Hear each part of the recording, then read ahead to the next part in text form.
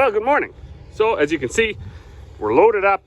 We got the big malt haul happening. So we got 3 loads of malt barley to go, and then we'll get back at it. So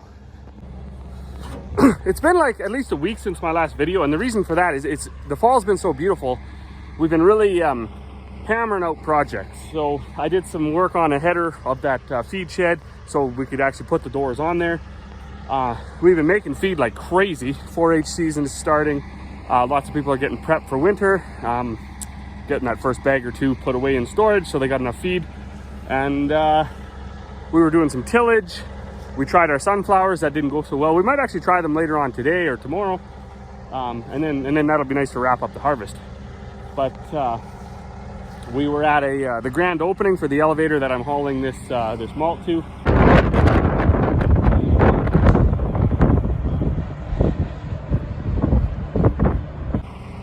We went to that on Thursday. That was kind of neat, and that's how that's been. It's been busy. So load number 1, see what it takes to make a round trip back for load number 2.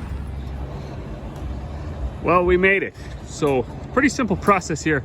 Most of the elevators are geared up this way now. They got this big fancy Canada arm thingy looking sample probe, so they drive it down into your grain, get a sample. They'll do all 4 maybe he can't even reach, I don't know. Do all 4 hoppers, and then we'll go unload. So other interesting technologies, they got this call box there so you can report in what you got, who you're hauling for if you're custom hauling, and what you're bringing in. Then they got these lights, which I clearly just missed, and so I got the old flashing red and green, which means back up. I honestly don't understand. I guess people aren't as scatterbrained as me, but I can't for the life of me understand how more like these probes don't get ripped right off. So I guess I can say people are more attentive than I am, I suppose. Well, that was really fun. Just thought I'd stop here before I get back on the road. For $500, you get 287 liters of diesel.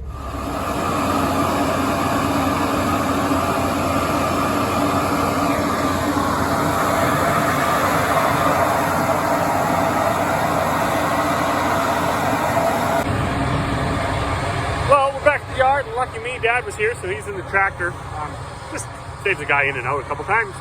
But we're pointing out, so when it comes to grain bin and grain storage in grain bins, technology, you wouldn't think it could change so much. But from the days of, say, a wooden bin, like that used to be a wooden bin, now that's our seed cleaning shed. You know, they just kind of piled it up there or piled it on the ground or wherever. It was all fine.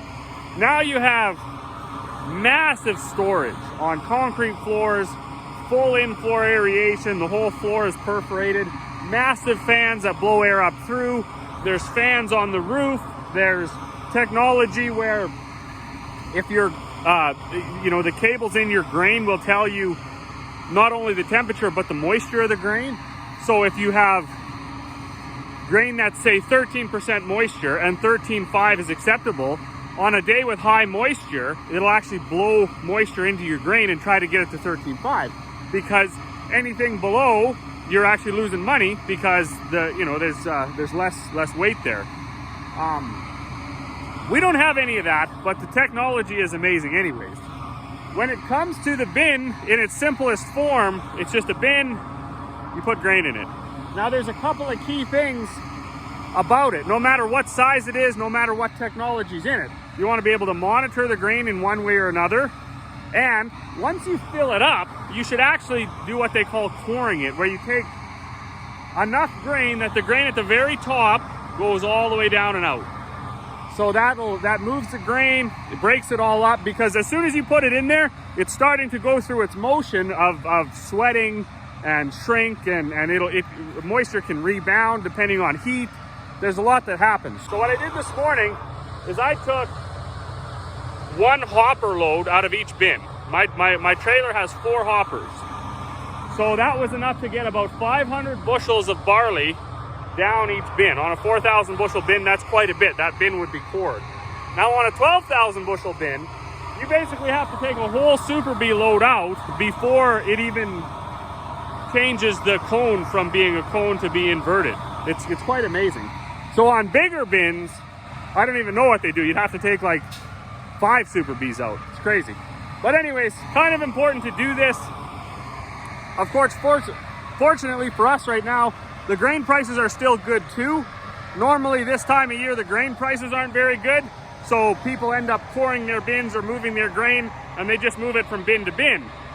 Where we actually can just load it onto the truck, haul it in, the bins will be cored, we can go into winter with a little more sense of security.